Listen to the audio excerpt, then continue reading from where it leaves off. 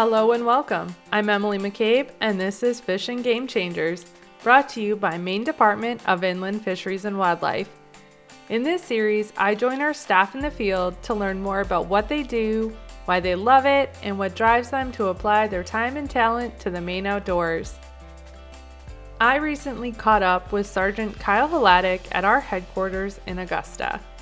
Kyle and I sat down and talked about the ways he prepared for a successful career with Maine Warden Service and why he now devotes additional time and attention to helping potential candidates learn more about how to pursue their dream of working as a Maine game warden. My name is Kyle Hladik. I'm a sergeant with the Maine Warden Service. I work in the Sebago Lake region where I supervise 6 game wardens. I grew up in Maine, in a rural area of the state, grew up hunting and fishing and hiking and canoeing and just doing pretty much anything outdoors. I grew up outside, loved being outside, working, playing, and really didn't know what a game warden was until I was about 12 years old, and I went on a field trip to the Gray Wildlife Park, and a game warden talked to us about what game wardens do. And that was my first really ever knowledge of what a game warden does. And first time I thought, like, wow, that'd be a cool job. And it obviously fit in with my passions and hobbies and things I loved about being outside. That was also the age I was just starting to hunt and, pretty excited about that. So it was kind of something that was always in the back of my mind through my teenage years of potentially being a game warden someday, but it kind of seemed like one of those amazing jobs. The other thing I was really passionate about as a teenager was being in the military, and that was what I ended up doing right out of high school. I went in the Marine Corps, and I spent 5 years in active duty in the Marines. But even then, I knew that someday I was going to come back to Maine, and I wanted to be a game warden. How long have you been a game warden? I've been a game warden for 9 years. So I was 26 when I got hired with the Warden Service. So I was in the military. I got a degree in criminal justice. And that was a 2-year degree? Yeah, it was an associate's degree in criminal justice. Then I got a bachelor's degree in criminal justice and business, kind of a combination major. And, again, kind of had the goal of being a game warden later. The opportunity that Kyle had to interact with a Maine game warden when he was just 12 years old made such an impression on him that he became committed to moving along a path that would give him the best chance of being successful. Other opportunities to interact with game wardens during his time in the military also provided him with the encouragement he needed. Kyle dug in and did anything he could to prepare. I remember being deployed in Iraq, and I spent time reading species reports from biologists about fish and wildlife. Just anything I could consume, information I would, when I wasn't somewhere I was able to hunt and fish and do this stuff outdoors. So it just fit with my passion, and it was pretty natural. So after I got out of the military, I worked as a police officer for a short time, again, basically on the advice of some game wardens who I started to ride along with and talk to, and everyone said that that's a good thing to do. We're a unique agency that does a lot of different things. We are state law enforcement officers, so having that law enforcement experience is really beneficial to when you're working to get hired in this job. People gave me that advice. I started working for the town of Norway in Maine as a police officer, and I did that for about 6 months before I finally had my chance with the Warden Service and applied and got hired.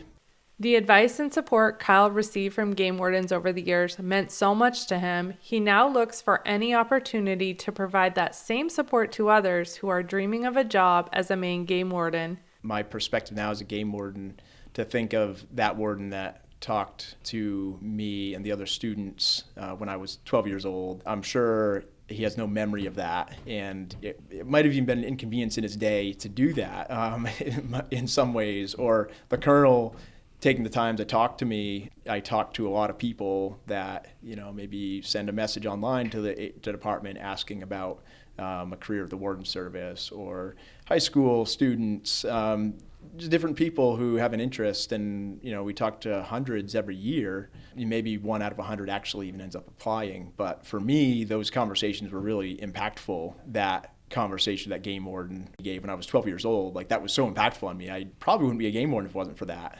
And people taking the time to talk to me when I was in the military. I was not even available to apply for 4 or 5 more years, and the colonel took time to talk to me and make that little bit of investment and kind of water that seed that was planted in me when I was young. And then game wardens that took the time to ride along with me, take me for ride-alongs, and show me what the job looked like. So yeah, it's interesting now looking back because I've done all those things for other people now.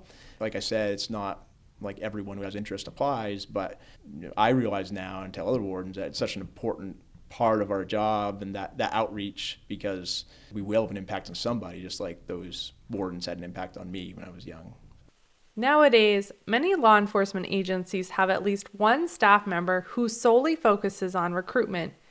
But Kyle explained that the Maine Warden Service has taken a more holistic approach and focuses on offering more personalized opportunity for those looking to apply. Recruitment is seen as a collaborative effort, and while there are some key staff members who lead the charge, it's really embraced as an agency-wide effort. An overall goal of the recruiting process is just making those contacts with people and providing information. Some people that maybe grew up in Maine and they've interacted with game wardens hunting and fishing or boating, recreational vehicle activity, those kind of pursuits, they probably have a pretty good picture of what we do if they've had that interaction.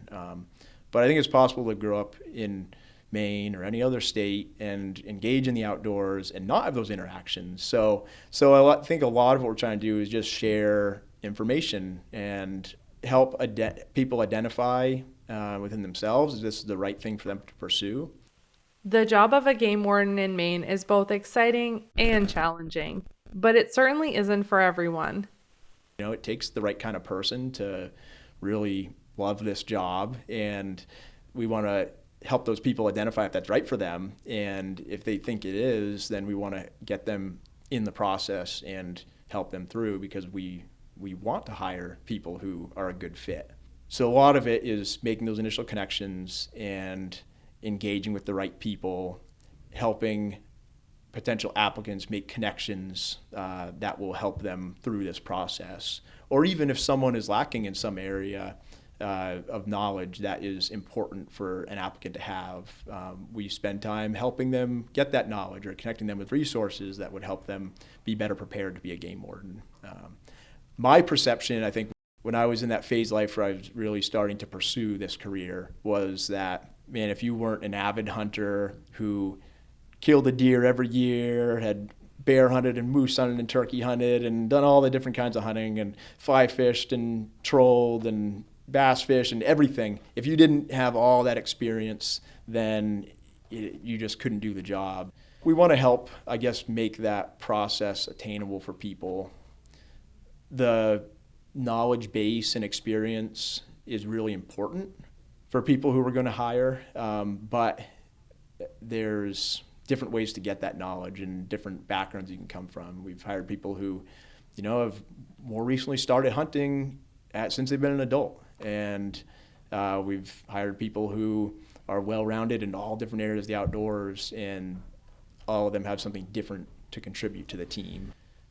If you were going to identify maybe some core competencies or some baseline, skills or interests that a person have that isn't just hunting, when you're considering a candidate and helping them self-identify whether it's the right job for them, what are some of the things that come to mind?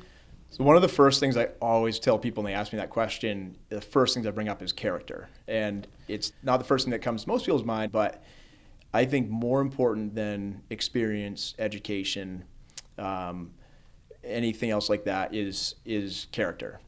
We have a unique job.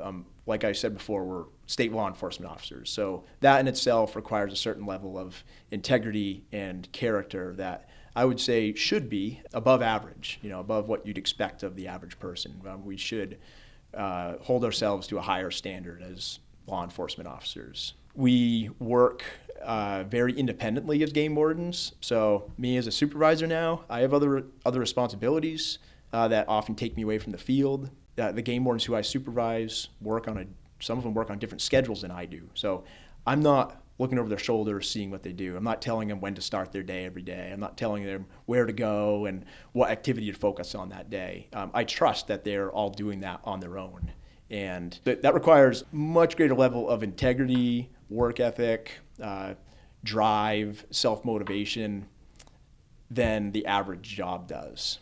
I've worked various different jobs, and I've never worked anywhere quite like this, where you have that level of independence. It's almost like being self-employed in some ways, where you're assigned as a game warden to a district. There's one game warden per district. You're responsible for patrolling that district, and if you do a good job, then your district will benefit. If you don't, then the resource in your district is going to be damaged because of that. So there's a lot of individual responsibility on that. So if you don't have good character, if you aren't someone that can be trusted to do the right thing on your own, then you're probably not the right person for this job. Other things are important too. So I guess next I would talk about experience. There's a few different offshoots of experience. So one would be just life experience. We like to hire people who have done some things.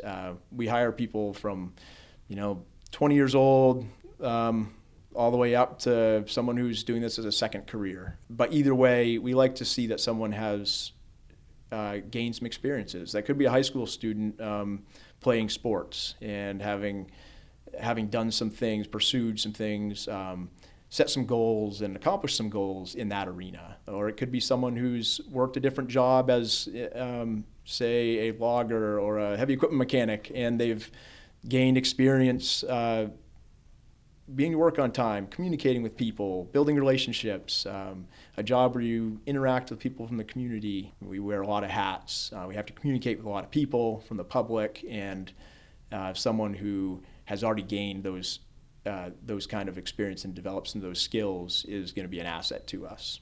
So then I guess the other offshoot experience is the experience directly related to the work we do every day. So for those who don't know, as game wardens, we're responsible for law enforcement pertaining to hunting, fishing, trapping, recreational vehicles, which includes boating, ATVing, snowmobiling. We also deal with public safety related wildlife conflict issues. And another big part of our mission is search and rescue, where anyone that goes lost or missing in the woods or on the waters in the state of Maine is our responsibility to coordinate the rescue, execute the rescue to find them. We're also general law enforcement officers, where we do general law enforcement work. It's not necessarily our primary job, but in the course of our duties and our patrols, especially in rural areas, but really all over the state, we assist and engage in general law enforcement practices. Then the other part of our mission is the hunting, fishing, trapping. So within the hunting, fishing, trapping arena, there are many different disciplines, so to speak. So within hunting, there's small game hunting, like hunting ruffed grouse and hare, duck hunting, turkey hunting, deer hunting. Within deer hunting, you have archery hunting, firearms hunting, muzzleloading. Then you have moose hunting, which has its own unique aspects. Bear hunting, where there's many different techniques used to hunt bears in the state of Maine. Trapping, pretty unique. There's a lot of people we hire that don't have a ton of experience in trapping, and we have to teach them to bring them up to speed on that. Fishing, same thing. There's all kinds of different types of fishing, from brook fishing for small brook trout to trolling Sebago Lake for big togue and salmon. Fly fishing. Within fly fishing, there's various different types of fishing, and there's so many different things to learn. I guess we'd love if everyone that applied for us was an expert in all those different areas, but that's just not reality. So we understand that we are going to have to train the people we hire to be proficient in some of those areas so that they can effectively do their job. But the more experience you have and the better understanding you have of those different hunting, fishing, law enforcement, outdoor recreation practices, the better game warden you're going to be. So I would encourage anyone who's interested in applying for us to do a self-assessment in those different areas and identify their weaknesses and then work at them. For me personally, when I was applying, I did that. Duck hunting was something I really hadn't done at all until I was applying for the Warden Service. So I got a good bird ID book. I had my wife quiz me on duck pictures and, started to figure out what different ducks are. And I found someone to go duck hunting with, and I learned about duck hunting. And it's something I really enjoy now. But it was something I didn't know a lot about. Trapping was another weakness. I trapped a little bit as a kid, but really just on my own land. I was kind of doing it on my own and didn't know much about how it was supposed to be done. So I went and took a trapper education course, and it was extremely informative. You learn so much in the education courses that are offered by our department. A lot of them can be done completely or partially online now. So there's resources like that are available to you to really learn hunting, fishing, trapping without having to have spent years and years doing it on your own. In recent years, Maine Warden Service has been offering regional information sessions around the state so that interested candidates can attend and ask questions. The sessions are advertised online at maingamewarden.com/gethired and are emailed out to those who've signed up to receive notifications about hiring opportunities.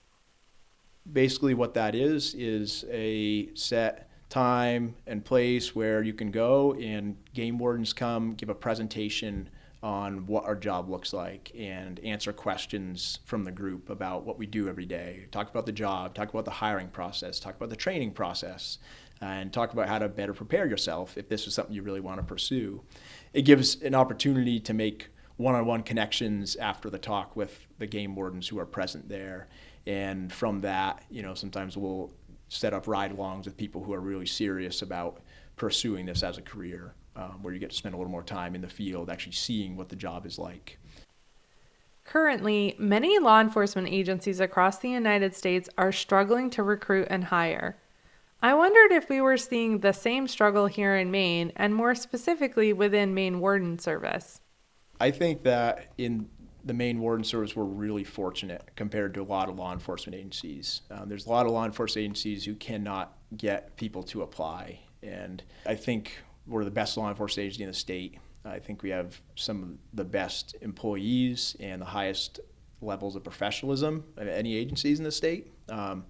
And we've been very fortunate in that we still have people applying every time that we open our application process.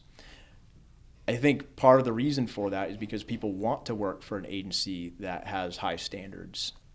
We're not perfect, but in the Warden Service, we have really good people. So you get to work next to people who also really care about their job, are there because they're passionate about it. So our hiring process and our application process, and it takes a while, and we're selective, but the end result is that we have a group of people who are good employees, who are the kind of people that all of us would really like to work next to, because it just makes your life a lot better and happier.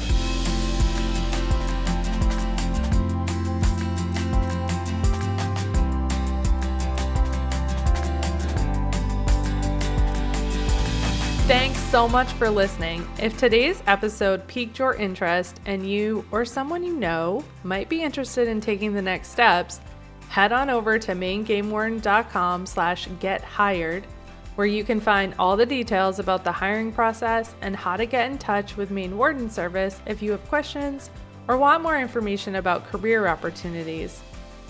If you would like to learn more about this podcast series or listen to past episodes, then visit mefishwildlife.com/changers.